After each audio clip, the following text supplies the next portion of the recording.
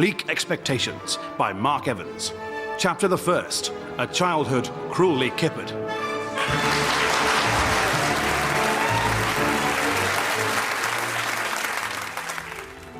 Blast this so-called journalist, he's late.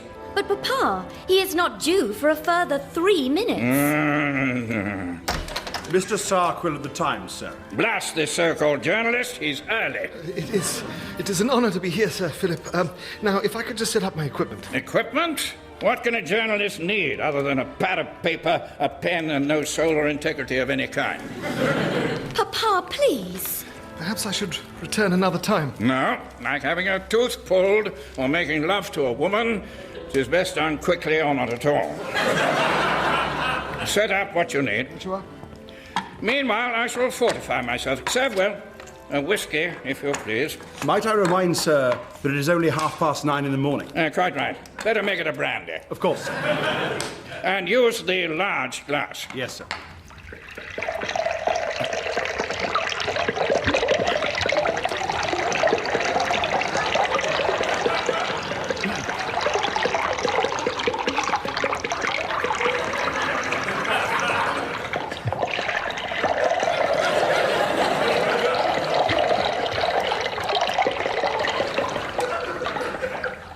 Your drink, sir.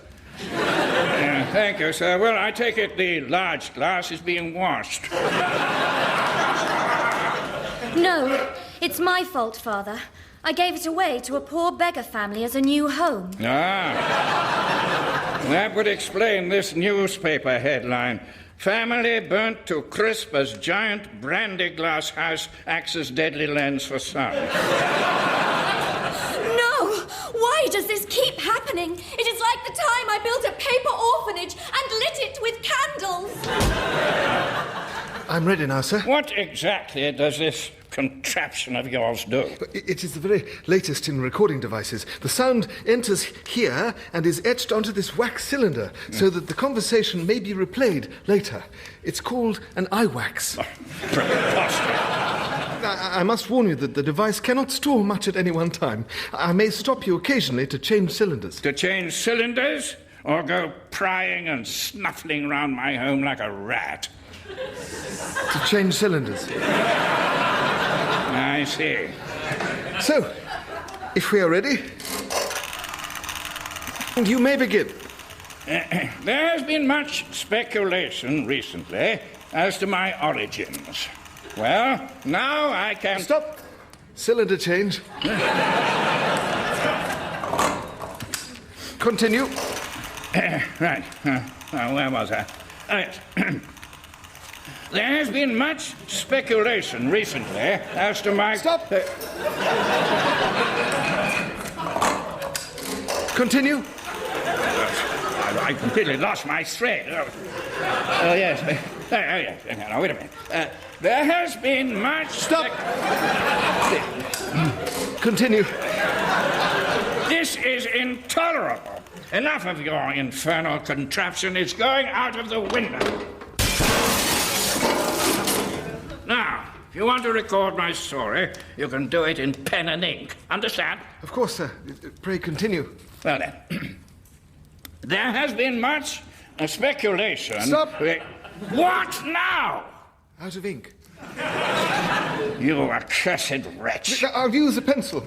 Do go on. Sir.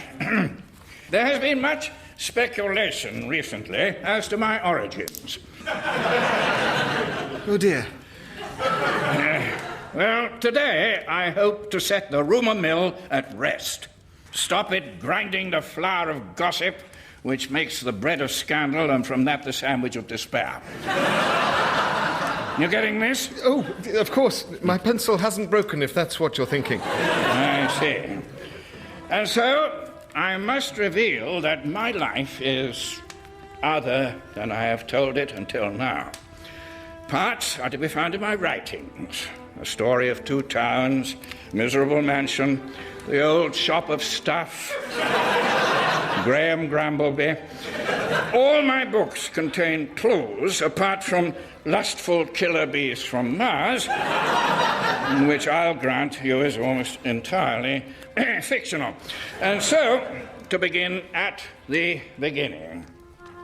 I was born in 1806, the first child of Thomas and Agnes Binn, conceived the year before in celebration of the victory at Trafalgar.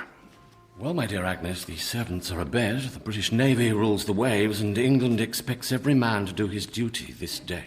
And what might your duty be, Thomas? I propose to give you a swift broadside amidships. Do you mean sexual congress? Oh, if we must. Ow!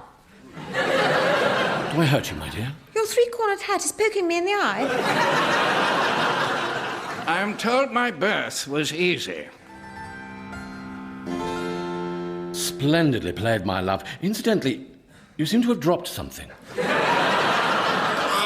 My father's family name being Bin and my Christian name Philip, my infant tongue could make of both names nothing longer or more explicit than Flip-Top Bin, which soon became shortened to Ip and then stretched again to Pip. In rapid succession, I was joined by two sisters, Pippa and Poppy. And now we have the three children we desired. Perhaps we might cease the intercourse? Of course, my dear. I shall take up cold showers and botany. We lived in a large house, and its rooms and corridors brimmed over with laughter and happiness. That was marvellous, but enough of this room. Now let us laugh and be happy in a corridor. Here we are. The only cloud on my sunlit horizon was the absence of my father, who spent long periods away on business in the recently discovered North Indies.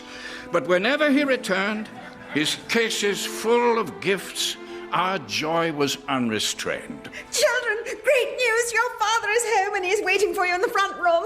Hurrah! Papa!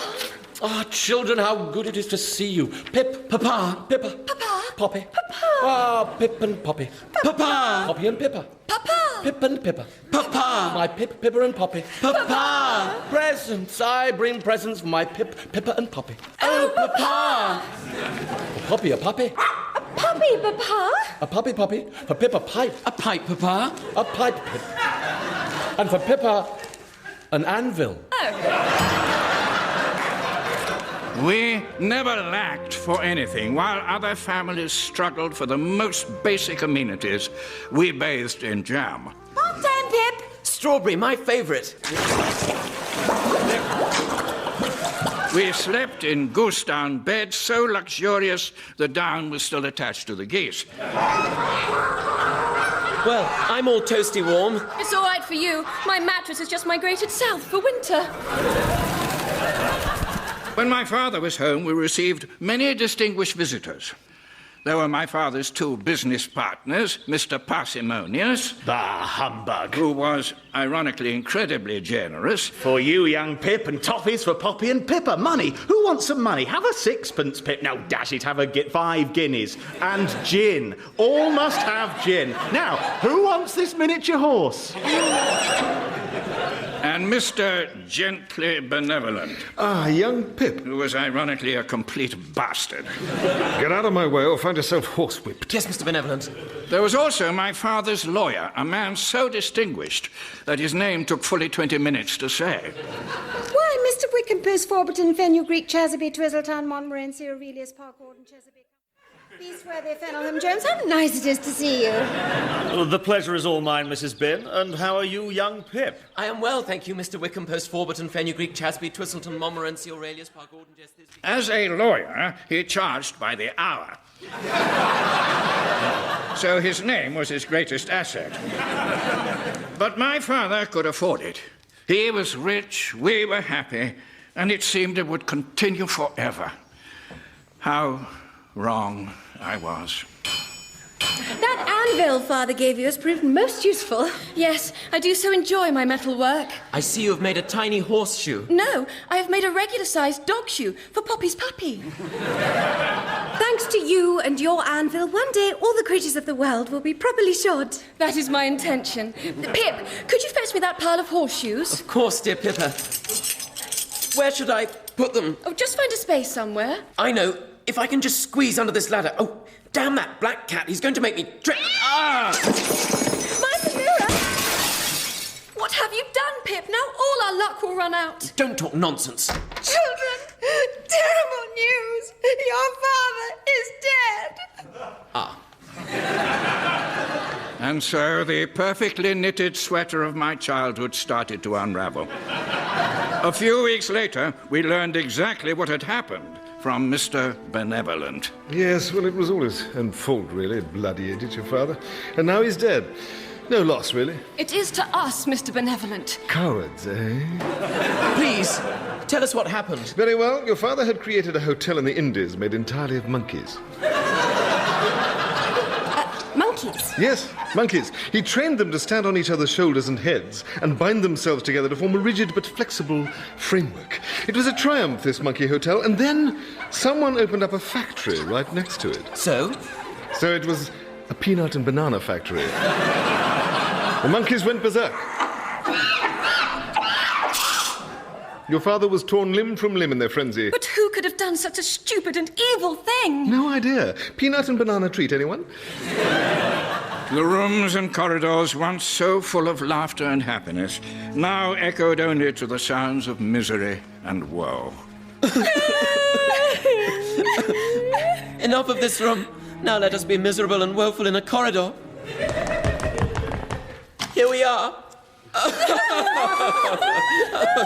While I and Pippa and Poppy grieved, my mother sank into a melancholy that grew worse each day.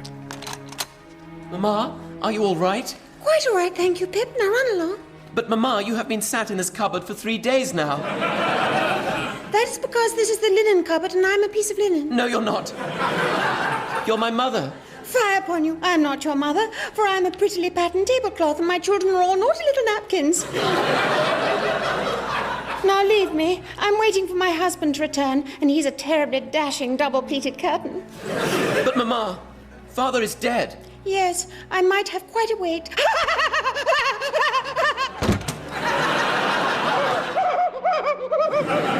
A few weeks later, Mr. Parsimonious, Mr. Benevolent, and Mr. Wickham Postford, my father's lawyer, paid us a visit.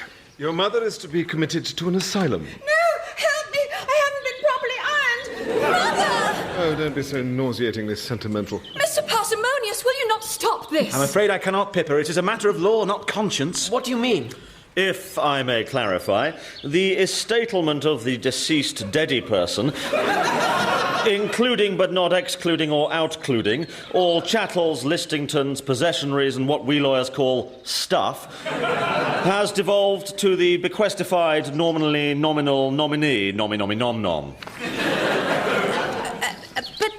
What does that mean? Let me explain. Your father's will makes me your guardian. I control you, your sisters, and all your father's money. Surely as his heir it is mine. Not until you're 18, young Pip. How can this be so? Mr. Wickham Post Forward and Please, given the circumstances, we can dispense with formality. You may call me Sir. I shall, however, bill you for the entire name. But what does this mean for us? Pip is to go to boarding school, and you girls will live with me until you're old enough to be married off or sold to a high-class bordello. Never! I will never leave our home. Do not defy me, young puppy. Never! I tell you, never! Let her run. It changes nothing. I shall talk with her. I, too, must take my leave, but before I go, your father was a dear friend to me, young Pip, and I should like you to have this in his memory. What is it? My invoice. Good day. And so I left my home and family and was sent to Britain's most feared school, St. Bastards. Above the door was the school motto, Orando, flog-orando. By praying, by beating. Fear gripped me. A fear that was suddenly eased by a familiar voice. Young Pip, Mr. Parsimonious. The months ahead will be full of darkness for you, and anguish, and probably some actual physical pain. And so I have come to say good luck with all that. And before I go, have these jelly babies and this ham. Oh, and this jewel box will probably come in handy. Oh, and you simply must have these piglets. And now I must go, but not before giving you this encyclopedia and this haunch of venison. Laden with gifts, I entered the school, where I was taken to see the headmaster, Mr. Hardthrasher. Enter. Ah, you must be young Pippin. And you bring me gifts. Jelly babies, ham, a jeweled box, some piglets, an encyclopedia and some venison. How kind. But, sir... Did I say speak? Did I tell you directly to speak? No, sir. You do it again. Did I say speak? Did I? Eh? Did I? I ask you a direct question. And you dare not answer me, boy. Answer me clearly and simply. Did I tell you to speak? No, sir. Again you do it! Again you speak! But you told me to. Cheek and impudence, the like of which I have ne'er heard. You are to be beaten now, boy. Do you hear me? Now, bend over. Yes, sir. In the name of the Lord, I do this for your benefit, my boy. Now, where is my cane? Wrong one. Ah, here we are. And if I hear one bleat out of you, you shall be hanged. As he beat me, I thought of many things. Of my mother and father, of my sisters, of the life I had left behind. But mostly of how there was an angry man hitting me on the bottom with a large stick. There. It is done. Oh, dear, you fell for that, didn't you, young man? Sorry, it's a bit of a joke I like to play on every new boy. Lets them know I'm not the type of ogre most headmasters are expected to be. What do you think? No, really, did I fool you? You dare speak to me! Did I say you might open your mouth? Did I? Actually, I did. I remember now. So... Welcome to St. Bastards. We have only one rule here, and that is obey every rule. And there are over 8,000 of those. Right, that's it. You can go to your dormitory as soon as I've administered your welcoming beating. Stand up and bend over. The school day started at 5 o'clock with the ritual waking with sharpened sticks. Ow! That hurts! Ow! Stop it! Followed by the morning ablutions, where we bathed in ice water and used hedgehogs for sponges. Ow! Oh, that hurts as well! Ow! You boy, sponge off your groin. Classes were rigorously streamed, by which I do not mean that selection was according to ability, but that they took place in a stream. So, Virgil, Aeneid, Book 2, Jenkins, translate. Yes, sir. A shout ran across the walls of Troy and...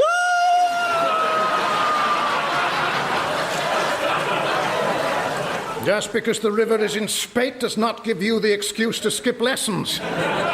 Report to me later for a beating. Yes, sir. Sport consisted of the school's own version of rugby football, the horrifically violent bastard ball. The rules were simple. There were 2 teams of as many as you liked fighting over a ball, and the ball was the youngest boy in the school. I don't want to be the ball. I want my mother. If your mother loved you, you wouldn't be here.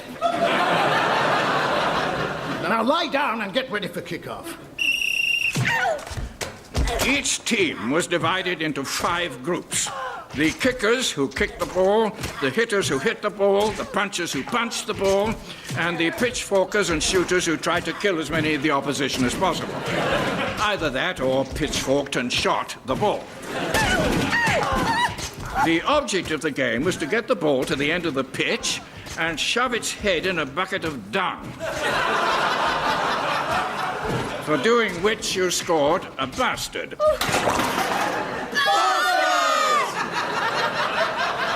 If you complained or were caught breaking one of the 8,000 school rules, you were severely punished. Shrewsbury Forsdyke, did I just see you running in the corridor? No, sir. Why not?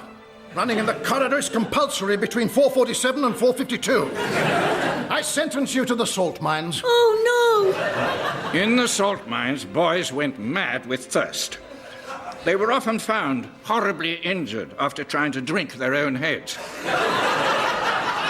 I, myself, was lucky. I was never sent to the salt mines. I was only sent to the neighbouring pepper mines. Some boys couldn't take it. One night, we heard Araby crying. He cried all night, and in the morning was found in his bed, completely desiccated. He had cried every bit of moisture out of his body. When we touched him, he crumbled to dust and blew away on the breeze. And there wasn't a boy there who didn't envy him. After a month, I too was close to the edge, when hope presented itself in the guise of a fellow pupil. Hey, new bug, are you awake? Yes. Who are you? The name's Biscuit, Harry Biscuit. What's your name? Pip Bin. Pip Bin, eh? Pip Bin. Pip Bin. Then I shall call you Pip Bin. What brings you to St. Bastards, Pip Bin? After my father died, my mother went insane, and my guardian sent me here. A familiar story. Exactly the same happened to me, and to Scroggins, Beeselham, Frobisher, and Driblington Minor. In fact, to every boy here. I don't suppose you're set to inherit a lot of money when you come of age. As a matter of fact, yes. Me too. You're not? Yep, Harry Biscuit of the Warwickshire Biscuits. Then your father invented the biscuit. That he did. Seems like this is a school for rich boys with no dad, a mad mum, and a lot of money in trust. You mean... Let me ask you one thing, Pip. How long do you think you'll be here? Well, until I'm 18, I suppose. Wrong! You see, Pip Bin, no one has ever left this school alive. No one. Apart from one boy, and he was dead. You get to 18 and wallop, that's your lot. Lying there in the darkness, I thought back over the past weeks and realised that Harry Biscuit was right. Today is Pistleton's birthday, and so the staff have clubbed together and bought him a present. And it's a rather apt one. Pistleton, as you have become a man, we have got you a man trap. Come here and try it out. Ah! What a horrible accident. Now, Beasley, it's your 18th birthday tomorrow. Are you looking forward to your trip to the cannon factory? But it could just be a coincidence. If it is, it's one so big, it's a coincidorus rex. The thing is, I turn 18 in 2 months, and I don't want to die, so I'm going to need your help to escape, Pip Bin. Why me? Look at the others, all too weak and feeble to do anything. You're still strong. This place hasn't got to you yet. And how come you're still strong? Because when I arrived, I weighed 478 pounds. That's quite a lot. You're the son of a big biscuit magnate. There's a lot of biscuits floating around. It happens. But 3 years of this place, and I finally slimmed down to the perfect size for my age. Will you help me? But of course! I shall do everything in my power to help you escape. Good man. Start planning, Pip Bin. I shall, Harry Biscuit. I sensed at once that I'd made a lifelong friend. The only question was, how long would that life be? We had to escape, and the very next day, it became even more imperative. It was a Wednesday afternoon and time for staff artillery practice, where they used the boys as ammunition for the school howitzer.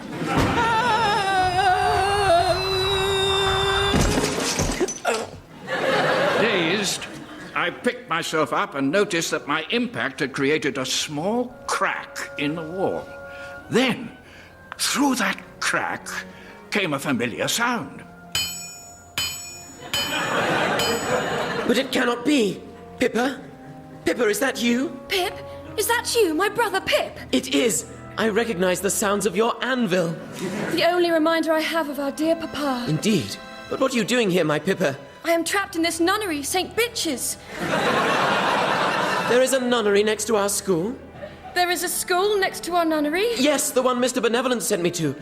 But why are you in a nunnery? No sooner had Mr. Benevolent taken me into his home than he accused me of trying to seduce him. He called me a whore, a Jezebel, and a meretricious harlot, then sent me to live here until I am 18, at which point he will marry me. I will never let that happen. If it is any consolation, I think it is most unlikely to occur. What do you mean? Tomorrow is Joan of Arc Day in our nunnery. So? So, I am to be Joan of Arc.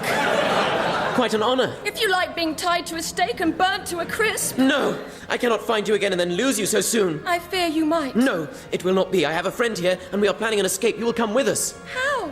I don't know, but I will rescue you. I must go. It is time for 4:43 prayers. But before I do, take this, brother. What is it? It is a lucky pigeon shoe. You are so kind to the animals. And their feet. Do not worry, beloved sister. I shall rescue you. Luckily, by the time I entered the school, it was 4:49, so no one cared as I ran through the corridors. Harry, I have news. Me too. My sister is in a nunnery next to the school, but tomorrow they're going to burn her at the stake. We have to rescue her. What's your news? The headmaster's moved my birthday forward by 2 months. I'm 18 tomorrow, and that means I'm going to die. No! I have already lost my mother and father. I will not now lose my sister and my best friend. Tonight, we escape or die in the attempt. What happened? We died in the attempt. Oh, how awful. Of course not, you dunderhead. How would I be here if I were dead? Sorry, your sirship. I pray you, do go on. Not now. If you return at exactly the same time next week, I shall tell you more. Of course. It would be an honor. So, Father, how was it? Like a treacle enema. Messy, unpleasant, and with not a few sticky patches. But overall, a surprising relief.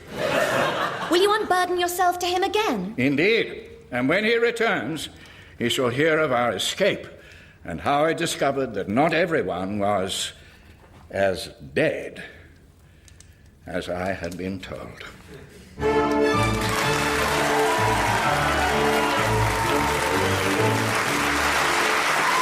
Bleak Expectations was written by Mark Evans and starred Richard Johnson as Sir Philip Bin, Tom Allen as young Pip, Anthony Head as Mr Benevolent, Celia Imrie as Agnes Bin, Lawrence Howarth as Mr Parsimonious, Geoffrey Whitehead as Mr Hardflasher, Susie Kane as Pippa, Perdita Weeks as Poppy, Mark Perry as Thomas Bin, Sarah Hadland as Lily, James Barkman as Harry Biscuit, and Mark Evans as Mr Wickham Post Forberton, Fenugreek Chas... the lawyer. It was produced by Gareth Edwards.